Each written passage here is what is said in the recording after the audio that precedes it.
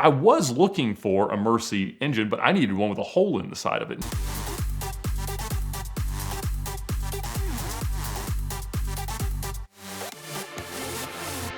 Now, honestly, this was a story that I never intended to tell because when I sold the car, I kind of sold the story along with it. But this is the story of me selling the Lamborghini Murcielago that I sold to Tyler Hoover earlier this year. And when I sold it to him, I was like, look, it's your content to make. But lately, he's been begging me to tell the story about how the deal happened because he says he loved the way that I negotiated it with him. And he's asked if it was my best flip of the year a few days ago. And I said, well, to be honest, I think it was kind of my only flip of the year other than the M3 that I bought and sold for the Dream Car Exchange car flipping contest. And honestly, I don't do a lot of car flipping anymore. I don't have a lot of space for extra cars, and I generally just target and try to buy cars that I want to really drive and put miles on, or something that we're buying for some goofy Car Trek thing, which Car Trek 3 comes out next week on Tavarish's channel. And so me and Tyler and Freddie talk a lot, daily really, about different cars that we're thinking about, different things that we're thinking about doing, and Car Trek ideas and things like that. The deal really is one of the best car deals that I think I've ever made,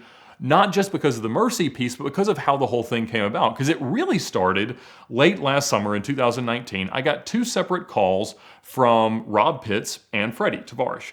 And they both said that this guy named Sam Hard in the UK wanted to sell the entire powertrain from one of the Murcis that was used in Fast and the Furious. Now, there were several. Freddie had just spent a year or so restoring the one that I'd helped him buy the year prior, late in 2018. And that was kind of the pinnacle of his channel up to that point. And he had loved the car, but he didn't really want to buy the powertrain because this was the powertrain that had come out of one of the other cars that was a stunt car, but then became used in Fast and Furious Live.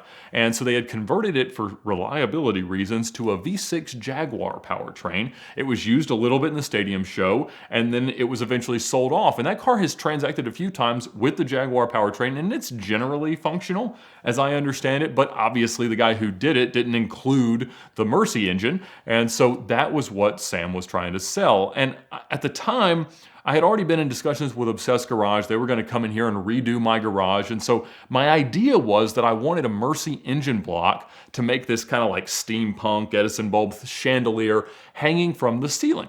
And so I was looking for a Murci engine, but I needed one with a hole in the side of it, not a functional one. But that's what this was. It was totally complete: transmission, shifter, control modules, wiring harness, key, air conditioning components, everything that you would need to potentially convert an early car to stick, or just if you had an engine explode, a transmission explode, anything like that, mess up in your car. You know, Freddie didn't really want it. Rob obviously didn't want it, but they both thought that I might. And again, I didn't want to pay what the thing was worth. I think he wanted 20 or 25,000 bucks. And so I started talking to Sam, and I told him what I wanted to do, and we both kind of agreed like this is way overkill. But at the time, Sam was really trying to put together a trip to come to the US to unveil his NAS charger, which was the Fast and Furious Live charger, Dom Toretto's charger that would do the fake wheelies and had the fake supercharger on the hood, and he had put a full NASCAR roller underneath it and built it into a car that he was going to road trip across the country, but he needed money to do so, and he was also really excited about the prospect of coming here to tell car stories. Now, obviously,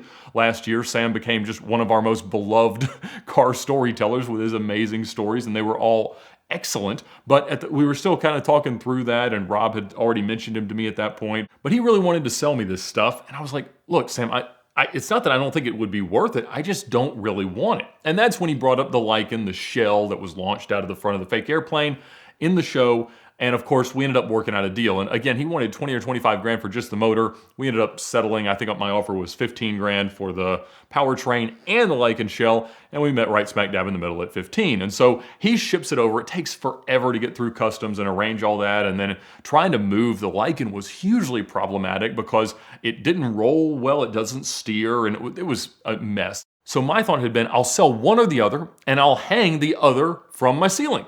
I might hang the Lycan upside down, or I might hang the Murci engine. And so I got it all here. Everything looked pretty good, looked pretty complete. And he had done a compression test and stuff on the motor and said that it was pretty solid. But regardless, immediately it became clear that the Lycan was designed to fit on top of a Boxster. And so it would be reasonably straightforward, not necessarily easy, but somebody could make it into a real car. And immediately Casey Putsch of Genius Garage had to have it. He was like, look, this has to be our next Genius Garage project. It's perfect.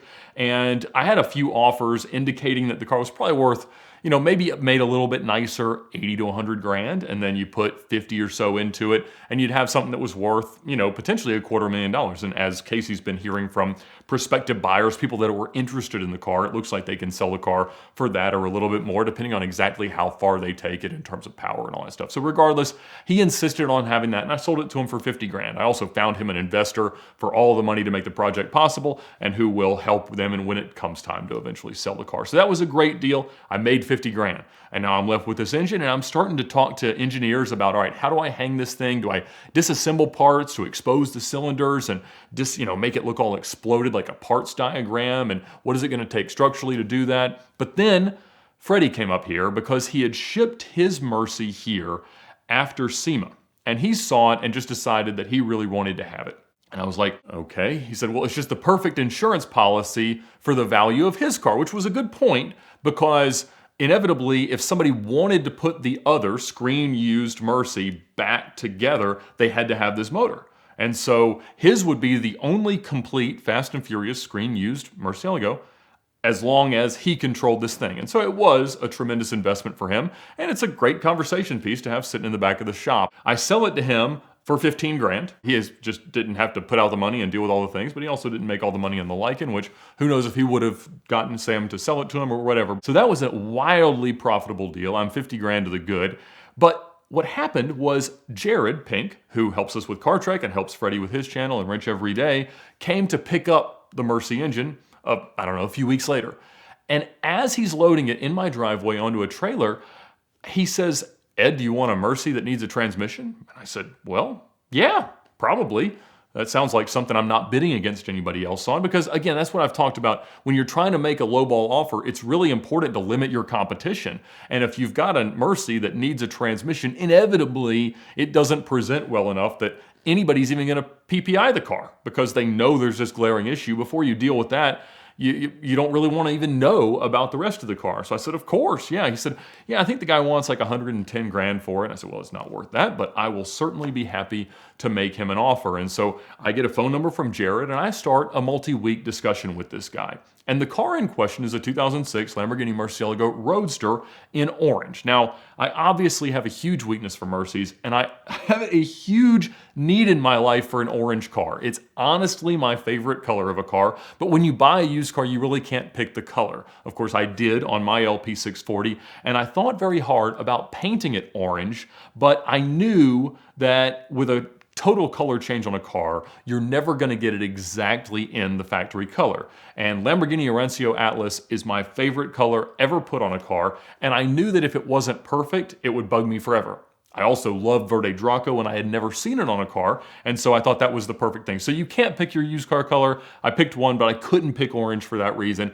And honestly, I have a daily need to buy an orange car. I've always tried to buy them, and I haven't been able to make it work. I would have wrapped the Gallardo for Car Trek orange, but it wouldn't have worked with the cream interior, because I think that's a really ugly color combination, which comes in to play right here, because this car had a cream and orange Sportivo 2-color Lamborghini interior. It had the perforated leather on the driver's side, the smooth leather on the passenger side. It had the roof, most of it, a couple parts missing. But overall, it was a pretty nice car. Now, it had been driven a lot of time with aftermarket wheels, but it had the stock Hercules wheels put back on. It was a very, very late VIN for a 2006 for the Gen 1 Mercies, not an LP640, but it was probably in the last 10 early cars, the 580 horsepower cars with the 6.2 liter V12, that were delivered to the US before the LP640s began.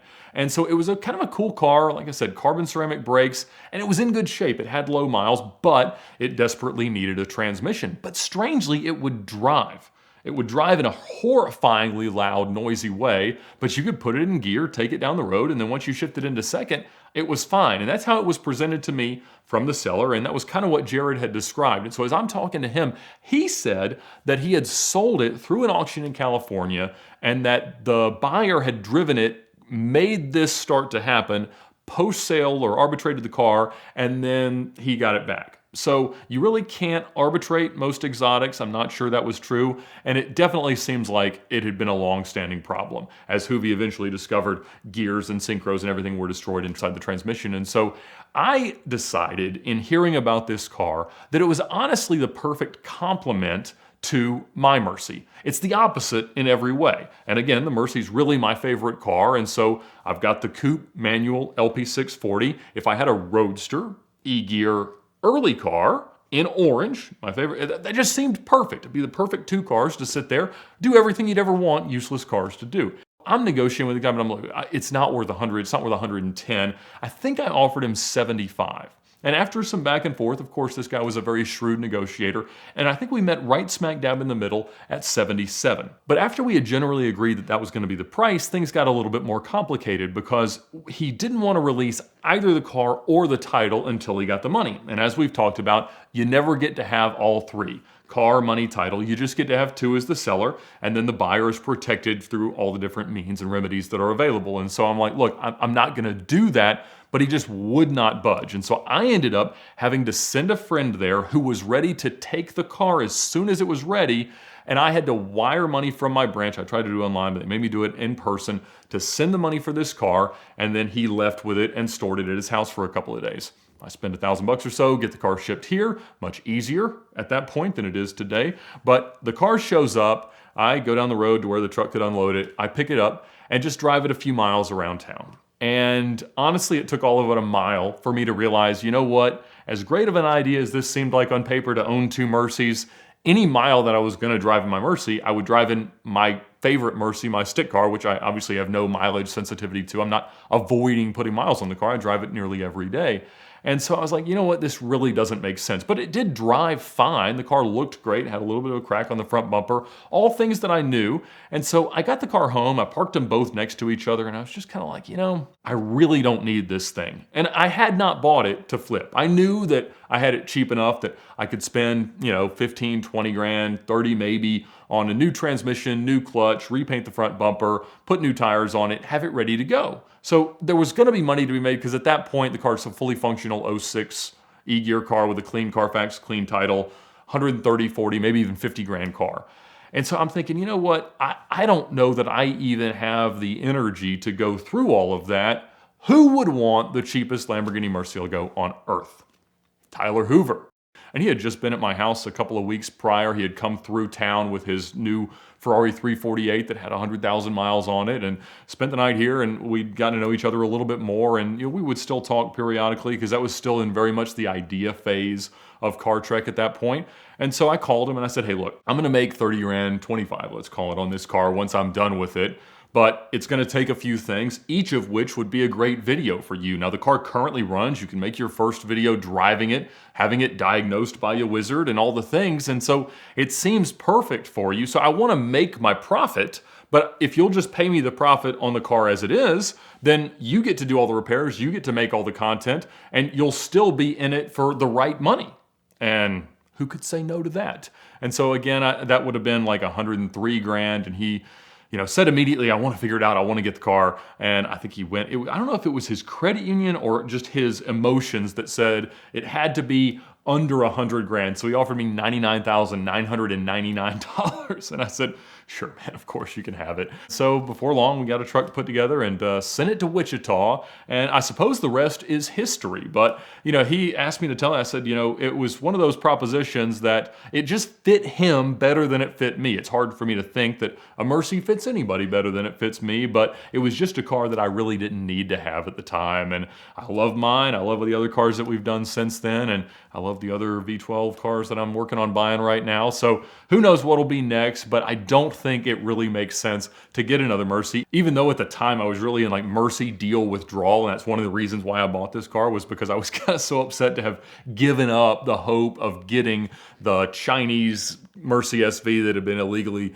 shipped out there from Canada. And so, you know, I'm a one Mercy man. I suppose that's the way it needs to stay, but I'll tell you, I still would probably buy another one today if it came up at the right number. But that is how that deal came together. I thought it was a very fair deal for all involved. Obviously, he's made some great content that we've all enjoyed watching. He got the transmission put in it and had to drill some holes in order to realign some potentiometers, and my mechanic has helped the wizard with a few things to sort it out. And so again, it's really cool to me that all three of us Car Trek guys have our type of Mercy. It was very much the Tyler Hoover version of a Mercy. I feel like I have mine, Freddie has his, and this is kind of the story about how all of those cars fit together.